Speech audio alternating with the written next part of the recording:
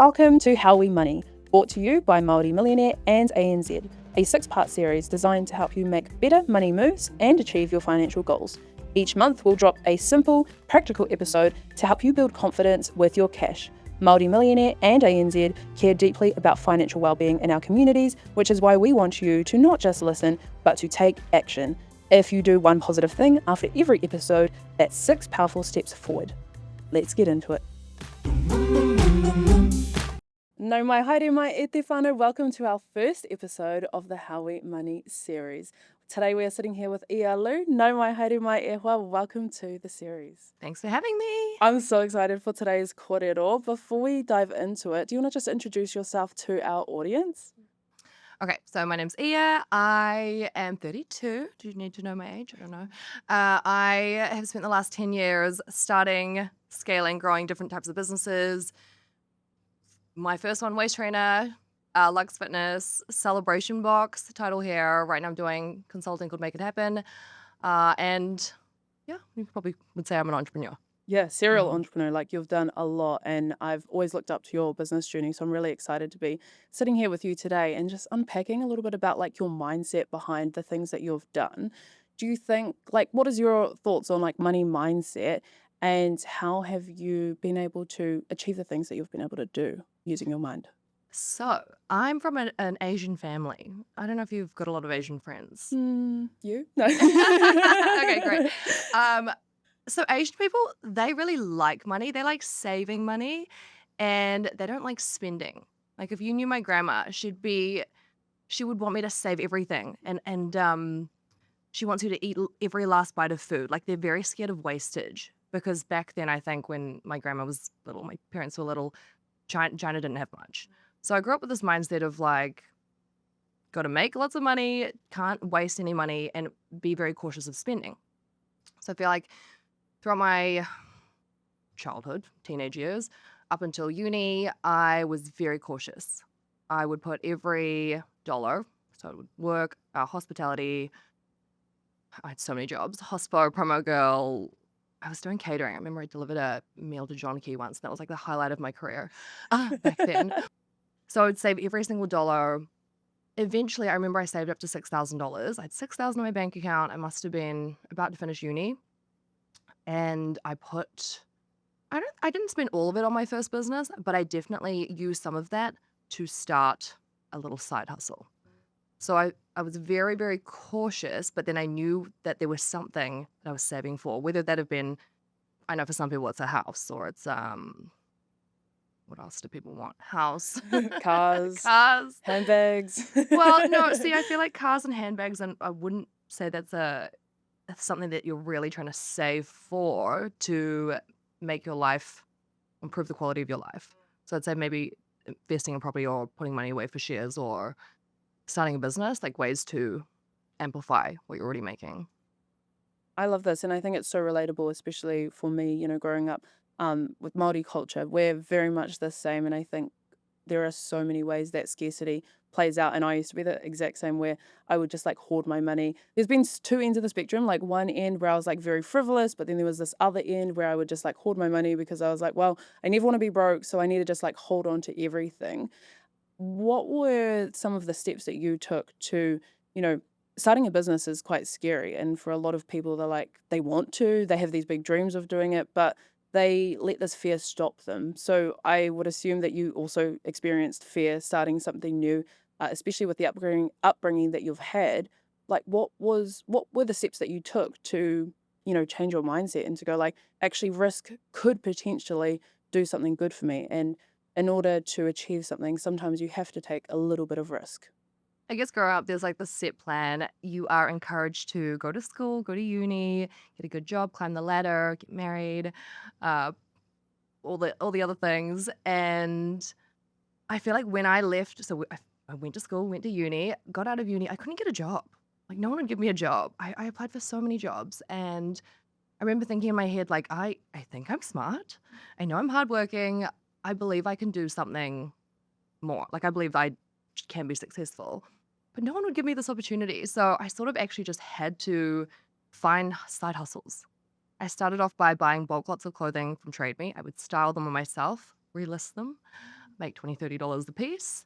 And then I decided I would import a few units of shapewear, set up a Shopify website. Shopify website, there's a free trial. And it's about $29 a month. A few units of shapewear, it didn't cost that much. 20, 30 units of shapewear. And then posting on social media was free. So I think the reason I was able to start that first business was because the costs weren't too high. So I didn't feel like there was a huge amount of risk. Had there been a huge amount of risk, I probably wouldn't have taken that step because of my scarcity mindset at the time. Yeah. I'd love to kind of unpack this like scarcity mindset. What was some of the things that you saw in your life or the habits that you had that were that scarcity? That's just my parents, Chinese parents. Yeah. They are so scared of, I've already said it before, but like they're so scared of you not finishing your meal. Um, if they see you spending on anything that you might not necessarily need or not a necessity, they'll be like, "Why are you buying that?" Mum's always like, "You've got so many clothes." I'm like, "Well, I like clothes. I'm a girl. I'm just a girl." Yeah. So it is harder, I guess, when you've got people around you that are they grew up in this age of we cannot waste anything. And then I feel like now that I've had my businesses, generated a lot more income, I would, I remember a few years ago, someone was like, "Oh, you're so tight, even though you make so much." And it's because I wasn't buying drinks when we were out, when we were at a bar. I was like, yeah, because I don't want to waste money on drinks. I don't like paying for gas. I don't like spending money on things that I don't really get value or make me, I don't know, feel good after I spend the money, like gas. Like, that's just annoying. We all need it, but it's annoying. Yeah, I'm exactly the same. And actually, some of my friends, when I bought some new clothes for our podcast, and my friends were like hyping me up. They were like, "Oh my gosh, yay! Finally, you bought something." Because I'm always like, "Oh no, I don't really need it. Like, it's not that important." But like, I like to prioritize for like work, for mahi things. I want to buy something, but I'm exactly the same. Like when it comes to spending money, I see kind of everything as like an investment, and I'm like, this has got to have a return in some way. So I'm quite intentional about how I use my money, but some of my friends who might like earn less are like we spend way more than you. And I'm like, well, I like to be like intentional about that. But has that always been the case for you? Like, have you always been quite intentional about where you used your money? Or was there a time where possibly you were using money on things that weren't, I guess, that helpful or didn't necessarily have a return? I feel like you've nailed it. The word intention. I've always been intentional with money. Again, probably just from the upbringing.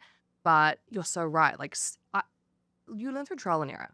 When you spend money on things like dumb things or things that maybe you buy it and then you're like, I don't need that. I don't actually like it. You get this little sense of remorse. And then you actually learn, like, actually, I don't need these things to be happy or content. And then you start learning what you should put your money in. Well, hopefully, you start learning what you should put money in to actually give you a good return on investment. Yeah, yeah, we love returns. So you seemed like there was a lot of motivation for you to grow your business, grow your income. What was that first like motivation for you? What was your initial kind of goal getting into business? My initial goal, it actually did stem out of no one would hire me. And so I had all these part-time jobs, retail, hospo, catering. What else did I do? Paper run. It's terrible. I did that too. I feel like when you work at the average hourly, it's like $4 an hour or something. It's very bad. And I remember there were days when I'd go to my retail job and I wouldn't even have lunch because I thought, okay, I make $18.50 an hour and lunch is $12, $13. That's almost an hour I've wasted on lunch. So I'd starve myself because I was like, I've just worked an hour and I don't want to spend it on lunch. So then I actually just thought, I need to change my life. I need to do something because I can't just keep starving myself because, It's unsustainable. yeah. And yeah, so I was just like, I just need to do something. And at the time, I'd seen people start businesses online again because the risk was low. I was like, may as well try it. Turned out very well. Ended up making $3.5 million my first year. I was 21. So I'm very I don't want to say I was lucky, but I'm lucky that I accidentally stumbled into the path of doing that.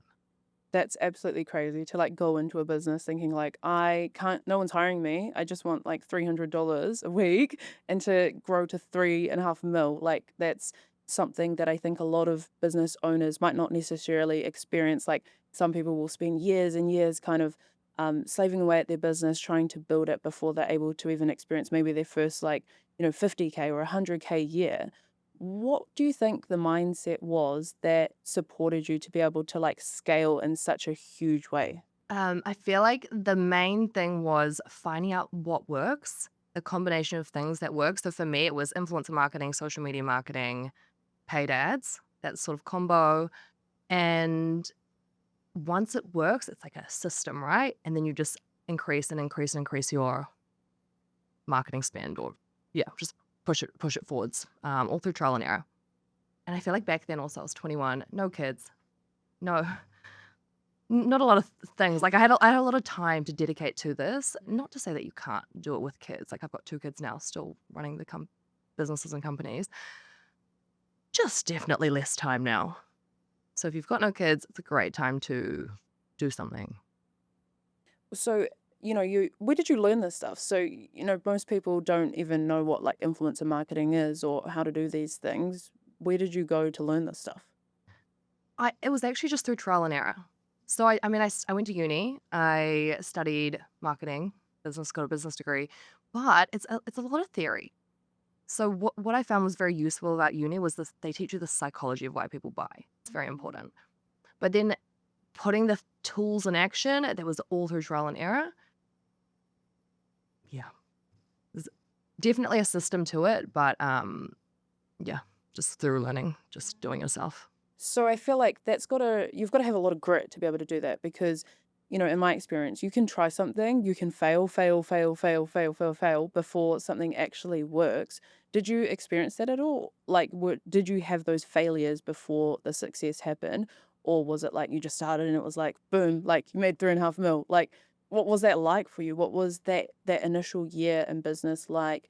What was what were you saying to yourself? Like, what were you thinking in that year of scaling to such a huge amount at such a young age, like 18? Like, most 18-year-olds, aren't making millions of dollars.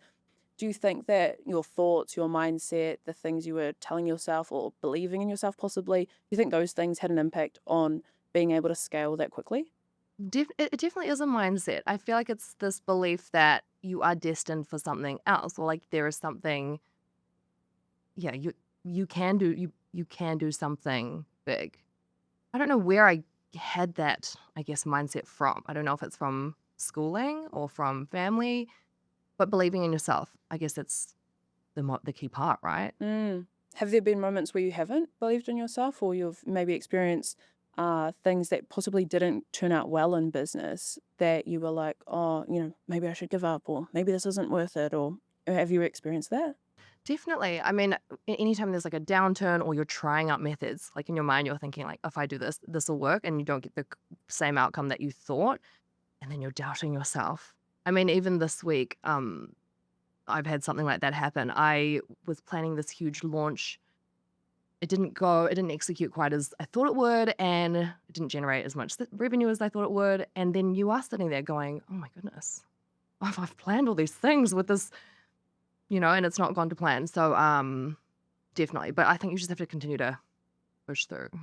Yeah. So for most people though, like they experience failure or they experience something that doesn't go their way and they're like, well, I don't think this is for me. It's just not working. Like I have a friend who's actually just started, he's trying to grow his business and he was saying to me, oh, like it was working when I started and now it's not working. And I think it's been like 2 weeks or something. And I said to him, like, like stop looking at the numbers and actually just like keep doing this and be consistent. But for a lot of people, they're like, well, it's not working, so I just mustn't, be fit for this. It's obviously not for me. Do you think that were there any key, like, I don't know, things in your routine that you did that supported you to believe in yourself when maybe things weren't going your way or you didn't experience the results that you intended to? Well, you said the key word. You said consistency, and that actually just is the word. I was actually on a call with someone recently as well, and they were like, "Yeah, I've launched my website. I was very excited, but I've not had many sales." And then I went and did a quick audit, I was like, "Well, you're not doing any advertising. You're not doing any marketing. You haven't done any influencer marketing. You've got no content coming out. There's no social proof on your website. So all the things that are actually required, you're not doing them yet. So do not feel like it's not working because you actually haven't pushed it hard enough." All I needed to say was just keep going. And she was like, okay, just keep going. Sometimes it's just that confidence piece, like the self doubt. It's like you almost need someone to be like, just keep going. So, like, my saying in my world is aha ko te aha, no matter what. Like, you just got to keep pushing, like, no matter what you're kind of like going through. I feel like, a lot of people will outsource their power to things in their external reality. Oh, this thing isn't working, this thing isn't working. And I try to, as much as possible, stay quite like tunnel visioned of like where I'm going. And so, like, especially with like what I'm consuming, who I'm hanging out with, the ideas that are in my mind. Do you do you have things like that? Like, are you intentional about, say, the people you surround yourself by, the content you consume, maybe podcasts you listen to or books you read? Is that something that's helped you to, I guess, maintain this like abundant mindset? Definitely. I feel like, everyone's got different platforms. Some people listen to podcasts, some people read books. For me, I actually like to just consume content on social media, but it's all like business content, content about how to create viral content and things that will help me upskill, I guess. Also, I think, I don't know if this is totally what you're talking about, but I just always have this. You've got to have a dream, like you've got to have an end goal. So I remember when I was launching my first business, I would always think about one day living on this, not a field, like having like a lifestyle property and building a home there for my family. And I would just, you'd call it a manifestation, but I would just think about that all the time. And if you think about it enough and you sort of consume all of this content that is positive, you start to really believe it and you start to think like this can actually happen for me. And so then yes, you're right, you get the tunnel vision. Like, I'm going to make that happen. What do I need to do to make that happen? Okay, well, if I want to get there, I need to do this, then work backwards. Okay, so if I need to do that, then today I have to do these three things. And that's sort of you just tick off those three things, then you're a little bit closer. Tick off the next to do list, you're a bit closer. And then you reach the big goal. So how did you know what those like three steps were, or what were the steps that you took to, go from making a goal of $300 to 3.5 million? What were some of those initial steps that you took? You talked about influencer marketing, and using social media, all of those types of things, and I guess using your experience at university, the theory that you learned, and then putting that into practice. How did you, I guess, create like a roadmap, or find out the steps that you needed to take? Like, for me, I kind of think about like reverse engineering things and going like, this is what I want, working backwards. Do you do something like that, or how do you know what those steps are that you need to take? Yeah, reverse engineer is, I do that too. I do reverse engineer. So again, start at the end and then go, okay, let's say I want 100,000 followers. Okay, well, what do I need to do then? Then I need to get consistent with my content, create good content.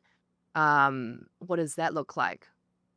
So then you start researching content. And then if it's saying, okay, well, then you need to put at least 1 to 2 pieces of content up a day, that's value based, then you need to just do that. So it's like, okay, I've got the end goal. I've sort of researched how to do it. I've broken it down into steps. And then now I just need to execute. If I do these steps, I should be able to get there. Very quickly, Te whānau, if you are enjoying today's podcast episode, make sure to share it to your story and tag us. All right, back to the show. There is a roadmap to everything, but it's figuring out the roadmap and then at the execution. I feel like a lot of people just don't do the execution part. Yeah, yeah. What do you think the biggest barrier is for people? Like, a lot of people know, like, okay, like if I want to grow a business, I should probably go on social media, or I should probably, learn about business, learn about taxes, do all these things. But I feel like a lot of people, like, they can understand that, but then they don't do it. Do you have any like theories of like why people will have these big dreams, and like they're thinking about the house, they're thinking about, I've been to your whare and it's beautiful, like they're thinking of that in their mind, but there's something stopping them from actually doing the things to make it happen. Do you have a theory on why? I definitely have a theory. I'm always on call with people and I speak to a lot of people that are in that phase where they know they want to do something. They know they want to change their life, but they are feeling overwhelmed. And I feel like the word is that's the reason. They're overwhelmed with maybe the either the roadmap or the amount of tasks they believe that might be involved. So, what I always tell them is, again, start on that end goal, reverse engineer, just make a to do list of like 3 or 4 things. Actually, no, make a full to do list, and then each day just tick off 2 or 3 things. So, it could look like today. So, first goal, try and save, I don't know, $1,000, $2,000, whatever your savings goal is. Um, okay, then next step, okay, now I'm ready to set up a business if that's what you want to do. It could look like registering a company today, and then the next day setting up a business bank account, and then ordering 3 samples, uh, creating a logo. So it's like, okay, just tick off one task a day. It's overwhelming. Just do one. I love that. And that's quite a similar strategy to what I did when I started business. And it's kind of funny, like I created my first logo on Canva and it was like a lot of people thought like that's a really weird logo. And it was literally, I think it was like Times New Roman or something like that. But like I was just a girl, an 18-year-old girl giving it a crack and like it wasn't great, it wasn't perfect, but I think that even imperfect action like can lead to growth. And I remember actually when I first started in my business, I was like reaching out to the media and I was like, Kia ora, I'm Te Kahukura, I'm 18 years old. I just started a blog and podcast called Multi-Millionaire. Like, do you guys want to interview me? And like 95% of people like didn't reply to me or like ignored me. But there was like a small amount and like someone was like, oh, do you want to come on the TV tomorrow? And I was like, yeah, cool. And like I feel like I was just so, I think I was naive, but I was also just like, well, if I want, to grow my business, if I want people to if I want to grow this thing, like people have got to know about it. So I was like, well, that just seems like the most logical, thing to do. Well, journalists can help me do that. So I'll just like reach out to them. Um, but I think I was also so fixated on the vision of like what I wanted to do and who I wanted to help. And I think that helped me with that like roadmap. But I think when I've spoken about this, a lot of people go, that's like woo woo as to like, talk about like manifesting and being able to like, you first see it in your mind and before you see it in your hands. And, like they read the books and it's just like, I actually have a friend who I recently gave like a book about this too. And like, we're just like so laughing about it because the stuff that it says, it seems quite a bit crazy, a bit illogical. Do you think that what you believe, like what you choose to believe, it's going to happen? Like if you believe you're going to buy the house or you're going to grow the business, then you do that. But also the opposite is true, where if you don't believe it's going to happen, then it's probably not going to happen. Yeah, well, I think goal setting. It's if you don't want to be woo woo, then it's not manifestation. Then it's goal setting. I feel like you have to have a goal. Otherwise, what do you've got nothing to work towards. So yeah, whether you want to call it manifesting or goal setting, it's going to give you an end destination, let's call it. And without that, where are you going? I feel like if you don't have a goal or a manifestation or a dream, you almost feel unfulfilled because it's like, well, what am I working towards? Yeah. We feel fulfilled when we do something that is means something to us or that's been challenging. So I think it's very important. I love this so much. And one of the things that I've done recently is like, I really want to grow my podcast. And so I started like just imagining people sending me messages saying like, oh my gosh, I listened to your podcast. It was so valuable. Like, thank you for this. And like, I would imagine that, but I was also like putting in the work. Like I've been doing daily episodes. And so people are like, that's actually happened as a result of that. But I'm like, it first happened in my mind before it happened in real life. Are there any that tools or systems you use to ensure that you're becoming like financial or that your financial well-being is like in check? Financial well-being. Yeah. What does Okay. that look like for What you? what okay, can you briefly explain what you mean by financial well-being? Well, I guess if I think about financial well-being, it's like not stressing about money. It's feeling like everything is, covered. It's feeling safe, protected, a lot of security. Like if, an emergency was to happen, it's not going to like completely derail me. I'm not going to be like completely dysregulated by it. For me, I have like 6 months of my safety net in an account. And so I'm like, in business, you never know what can happen. And so for me, I'm like, well, that gives me a lot of peace of mind that if anything happened, I've got 6 months to figure it out. So, I'll figure it out in 6 months. That's like, I feel like that's a good, for me, it makes me feel quite well, when it comes to money. Do you use any systems like that, or are there things that you do to make yourself feel, financially well, like even before you started making all of the money and all of the things? Okay, so pre having a business, I wasn't making a lot, so I was much tighter with my money, knowing that I would want to put it into something that could bring more value to my life, whether it be shares, property, or business or something. I don't know what I was saving for. Um, but now that I do have more income, I'm still I've definitely had lifestyle inflation. I know everyone's like, don't inflate your life. It's hard not to inflate your life when you've got more income.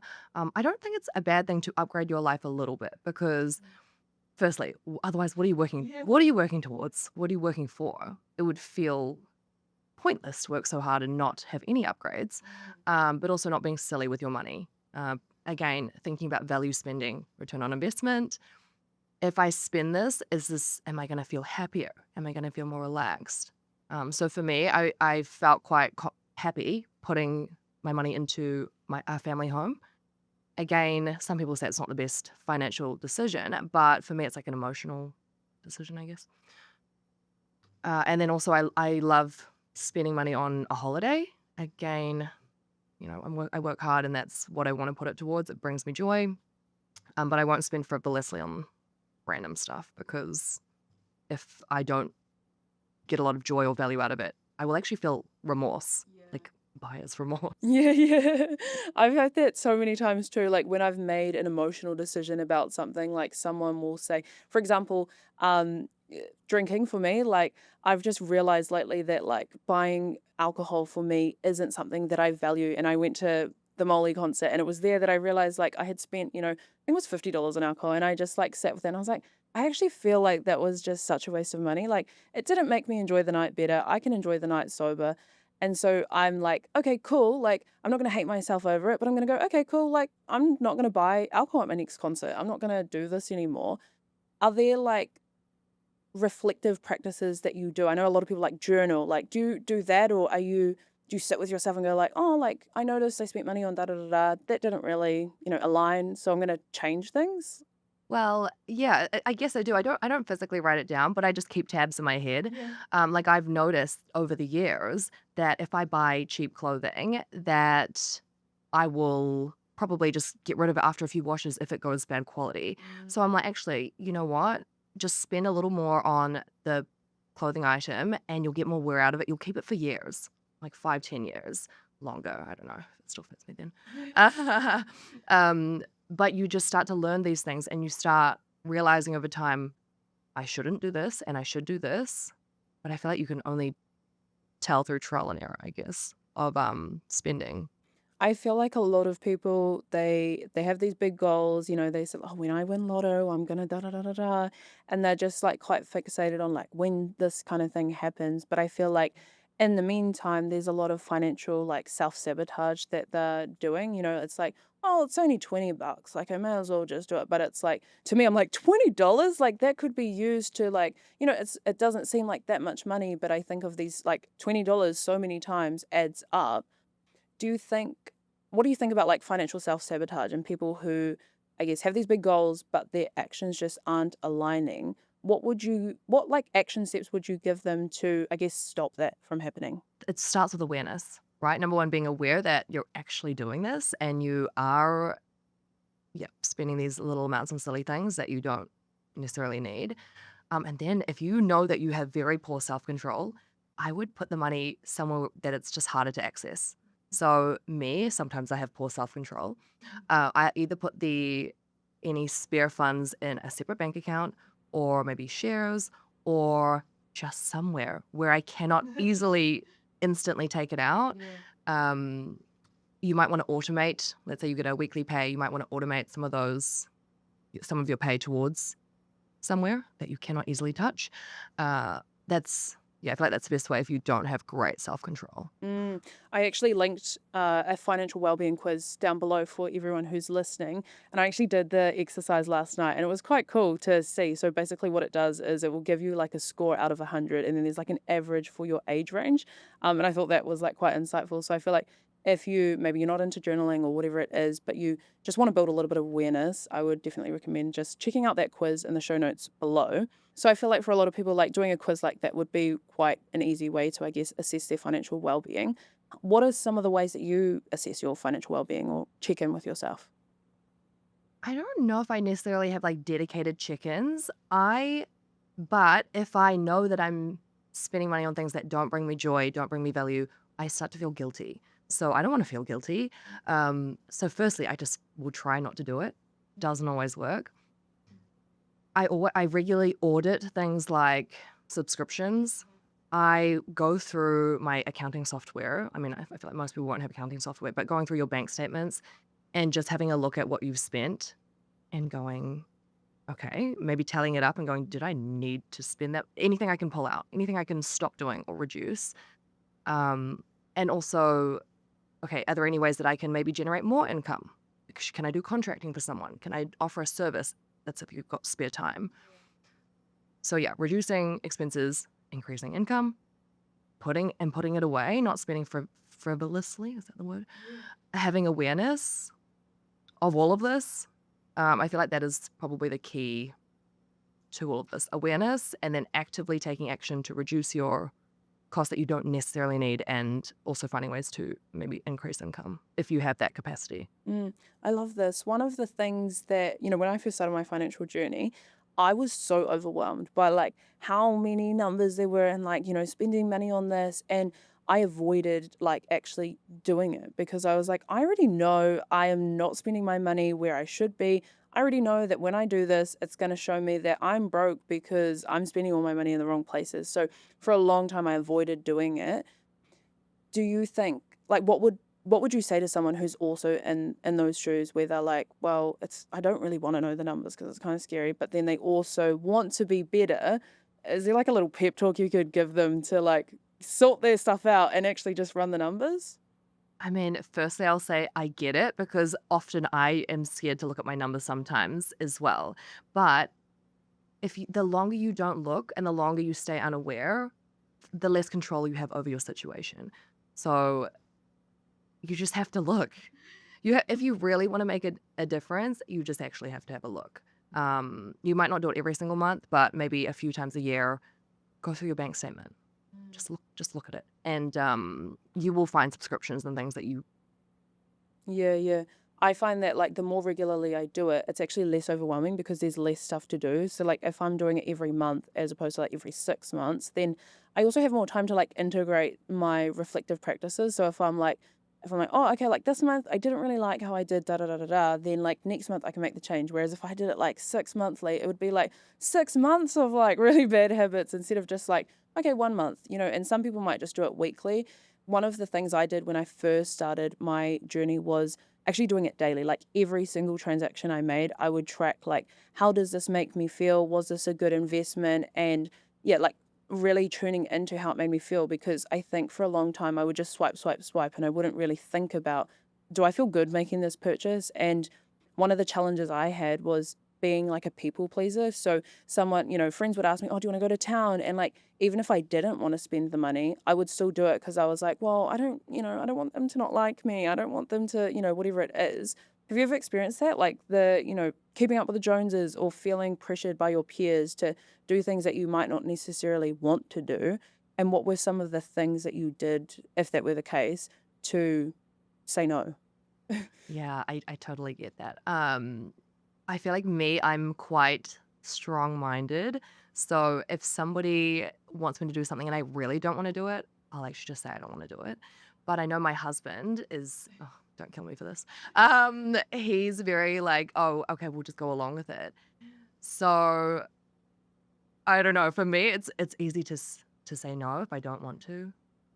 I don't know if I have good advice around this one. Maybe just being more strict. I don't know. I know it's not that easy. Yeah, yeah. I feel like the more you do it, like it just gets easier. So as an example, like this year, like my intention was like just say no, like and propose a different alternative. So like as an example, one of my cousins, she was like, "Oh, it's my birthday soon. I want to go to the casino and I want to go clubbing," and I was like, I don't want to do that." And so, I just said to her, like, hey, I love this for you. Like, go you. Like, but like, should we do something else? And so we're going to go on a hike instead. And I was like, that's cool because that's something that like we both want to do. But, I still had that fear in my mind. Oh, like, maybe she's going to think that I'm being mean or maybe she's going to think that I'm judging her. So I feel like now that I've said that, it's like, it also sets like a people know now. So it's like, because she actually said to me, she was like, I really feel like you're probably going to say no. And I was like, that's cool. So like the more I say no, the more it means that people, maybe they'll just stop asking me to do things that they already think that I probably won't want to do and just propose different, alternatives. So I feel like the more you do it, the easier it kind of gets. But one of the things that's also kind of helped me is staying so fixated on my why, on my vision, on like what gets me up out of bed every single morning. Because I feel like, and I'm not sure about you, but money, it comes and goes and it's like cool to, earn more money. It's cool to, make more. But I feel like it's not that motivating in the same way too. Like it is for what it can do for you, for the things that it can buy, the lifestyle, whatever it is. Are you, like, motivated by money more or by a different kind of deeper why? I feel like my motivations for generating more income or making money was number one, being able to afford a nice home for my family to live in. So it's, an emotional purchase, I guess.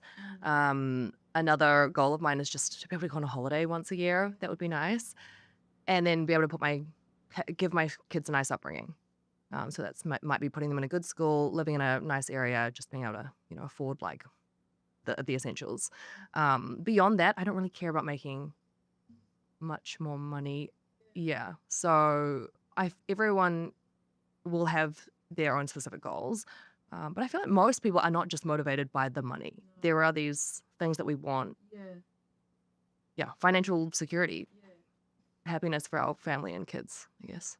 Being able to provide for your tamariki, your children, and your family is obviously such a huge motivator for you. Do you think that your culture has impacted that in any way, or your childhood, your parents? Definitely. So when my parents came here, they came to New Zealand from China in their 20s. They studied here, and my mum's first job here was a mushroom picker in a factory. And seeing my parents work so hard, like blood, sweat, and tears, everything going into being able to raise us, allow us to live in a nice area, pay for the rents and supplying a house and food, putting us through schooling. It really makes you do not want to disappoint your parents. If they are putting everything into you, you want to make sure that you do something that they can be proud of, you can be proud of, and also what it's like to be in a situation where it's tight, like money's tight. I remember in I think it was like 2008, the global financial crisis. My dad had worked so hard his whole life. He had a boat, small boat, and then they came to take it. And I had to stand in front of this boat and like protect this boat and be like, do not take this one asset that my dad loves. So I know what it's like to have a tough financial situation. So I don't want that for my kids. I don't think you should spoil the kids and give them everything because I don't want them to be little brats and not work hard. So I'll definitely make sure that they still go out and get jobs, like when they're young, 15, 16, get work experience, understand how hard it is to make a dollar. Um, but yeah, definitely still being able to support them because my parents cannot provide me financial support. Some parents can, some parents can't. So I want to at least be able to do that for my kids if they need it. Mm. It's very much like an emotional thing, and as you said about like buying your house, it's like to be able to provide, and I definitely resonate with that too. I, have just spent the last few years being a caregiver with my mama, with my whānau for my kuia, for my nan, my great grandmother, and my grandmother, and you know throughout this whole process, I was reflecting a lot on the journey and how many challenges there are, and when we look at how I guess like for Indigenous people, people of color, I feel like it's probably more common to have this to be caregivers. I think like for women in particular, but I think Indigenous people probably more so. And throughout that journey, I was thinking about okay, like these are my like nans, but there's also other people in my whānau. So I'm like, cool, like I want to be there for my family. I want to be able to, not have financial pressure to be able to provide or to be able to look after them. And so, my work now over this next chapter, what's motivating me is like, I really, really want to like set myself up so that, the next time something like this happens where, I'm required to be a caregiver, I've got this and like everything's all good. And I feel like that for me, it pushes me much more than like oh, like cracking like another 100K or like, it's just so much deeper than that. And I think this whole journey for me has always gone like beyond money. It's like, what can money actually do in our lives and allow us to, I guess, be like culturally aligned? Because I feel like it could be similar for you, where if we're living in Te Aupaka, we're living in like a Western world, it's quite, I guess, challenging to, I guess, like live authentically as us, as who we are. And I think that money can be a very powerful tool in order to do those things that are really important to us. Hmm. Well, just security, right? Security, that's the key word. Security and reduce stress if you have that security. Yeah. Do you Mhm. think that money buys happiness? It buys things that can make you happy, but then also I think if you're just chasing money, money, money, like you were saying before, and you're either not spending it or you're spending it on things that don't bring you the value, or you're cutting things out just to get the money, like family and friends, that those things might actually bring you the value. That's when you're not going to be happy with the money. I actually read a study that said that, like, up until a certain point, it actually does. If we think about like healthcare, I've got some health challenges, and one of the things when those first kind of started happening, and I wasn't in the financial position I am now, it was like, oh, like I wish I had more money so that I could just like pay for help and I could do the things, and say like getting health insurance and things like that have really helped me to, or like this is more important than just the money, and it's like so tied to our emotions. Do you think that it's more of like security and like fear driven, or more like abundance driven, if that makes sense? It's a bit of both, I think, because, we've been in this situation where, again, the money's tight and you know what it's like to lose everything or not have much. And it is a bit of fear. I'm like, what happens if I lose everything? I don't have, my parents cannot give me anything. I have to give my parents money. So I cannot let that happen. But then also having the abundance thinking, dreaming of more, imagining more for you. I think that's more of like a fun thing. I don't know, romantic. Yeah. It's both. So I just want to like, so that the audience has some like key steps that they can take away from today's episode. From what I've heard, one is like building a lot of awareness around your spending habits and what you do.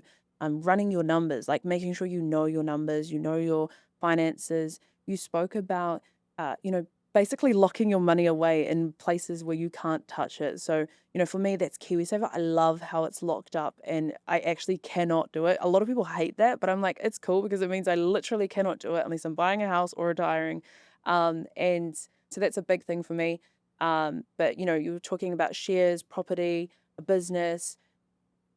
What are some key steps someone might take to start on their journey of abundance and, this building this lifestyle, the things that you've been able to do, reverse engineering things, looking at their goal, creating up some steps of like, okay, if I want this, I've got to do these things. Are there any other like key steps someone should or could take in order to make it happen? Well, I feel like you've pretty much covered it all, but essentially, number one, awareness and a goal. Awareness and a goal that you know what you actually want to do. There's different avenues, whether it be, yeah, KiwiSaver shares, a property business, or just increasing your income. Lots of ways, but yeah, you have to have that goal to be able to know that what you want to do, right? And then I'd write a list, do a to-do list. Okay, well, if I want to get a property, what do I need to do? Go to want to speak to a broker or an advisor, um, and see like actually what do I need to do? If you want to start a business, well, research it, upskill, learn about it. Okay, well then you know what to do. If it's shares, again, just learn about it, like educate yourself, and then just tick off the one thing a day, one little task a day. One of the things that I read when I first started my financial journey was like millionaires have multiple sources of income. And so when I was at uni, I was doing every single thing under the sun. Like I was working 100-hour weeks, burning myself out. And I was like, well, the average millionaire has 7 streams of income. So like I've got to have 7 streams of income and I've got to do like this side hustle, and do this. And for me, it was just a recipe of like burnout, and it was literally just like a disaster. And I feel like trading all of my time for money, it didn't actually really make a difference. Like, yeah, cool, making, $200, whatever it was, but it didn't actually really change the game for me. Do you think that if you're starting out on your journey, the focus should be on diversifying, building like 7 streams of income? Or would you say focusing on one thing at a time and then using that to be able to, I guess, similar to what you've done, using business to be able to, say, invest in property, shares, and all of the other things? Do you think that it's, I guess, a bit more beneficial to focus on like one thing at a time, or to go like, well, the average millionaire has 7 streams of income, so I've got to do 7 different things? When you talk about the 7 streams, some of those streams are more passive. So if you're buying an investment property, for example, and you're not necessarily doing it up, you might do it up a tiny bit, but it sort of just like sits there. And then let's say you put money into shares, again, it just sort of sits there. A business is, you can have a passive business or an active business. Passive one might be something like a laundromat where it's not too much work. Passive is one where, I mean, not active, is one where you're, having to do a lot more tasks. I absolutely agree in focusing on one thing, but I think it's totally fine to have some passive things on the side, diversify, and then focus on your active thing. Because if you have too many active things, you're right, you get burnout, and then you want to quit everything. That's happened to me multiple times. I don't think I've met an entrepreneur who has not been burnt out. And like, Yeah. it's like every single time it happens, we're like, I'm going to learn my lesson this time. And then, for me, it's, happened a few times. And so I'm like, I'm actually going to learn my lesson this time. And one thing that I've noticed about you and your journey is the power of leverage and like using a team and being able to grow your impacts, like through, I guess, having other people, help you to achieve those business goals. And I feel like it's also like a reciprocal thing. I've met some people in your team where they love working for you, they love learning from you, they love being in your energy. And so I would love to just hear a little bit about how your mindset of, one person can do this. What's the like motivator to, I guess, like build your team, or, to be able to achieve your goals? Well, again, I think an ROI. So I'm going, okay, I am doing these tasks. I'm using up all my time. If I had help from this person, I'd pay them, it'd be this amount. But how much more income could I generate if I focused on that? Same with like outsourcing some of your tasks, like maybe cleaning or, gardening. What other tasks are there? Getting food delivered. I'm talking about grocery delivery versus you going to the supermarket. So all of these things, sure, they cost a little bit more. I get all my parcels delivered. I pay the delivery fee. It's still cheaper than my time going and buying each, picking it up from the store. So everything's sort of ROI focused. What is my time? Where can I spend it to get the most impact to increase our income?